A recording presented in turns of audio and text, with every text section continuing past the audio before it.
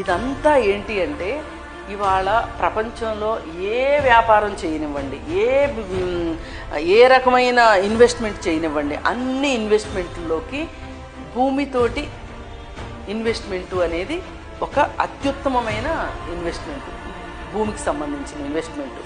ఎందుకంటే చాలామందికి డౌట్ రావచ్చు, 4 పొలాలు ఉంటాయి, 4 స్థలాలు ఉంటాయి, అవన్నీ మనం ఏమన్నా ఒకే రోజు తింటామా ఎందుకు అని.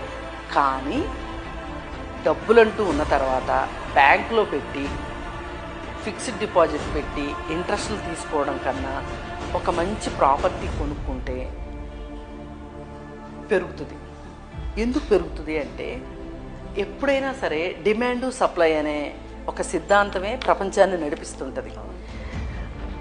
డిమాండ్ ఎక్కువ భూమికి, అంటే మనుషులు పుడుతూ ఉంటారు. ఇప్పుడు కొత్తగా ఒక వ్యక్తి భూమి మీదకి వచ్చాడు, ఒక శిశువు వచ్చింది అంటే ఆ శిశువు కోసం ఒక భూమి పుట్టదు, ఉన్న భూమినే అందరం షేర్ చేసుకోవాలి. పైగా మన భూగోళంలో 70% నీళ్లు, 30% భూమి ఉంది.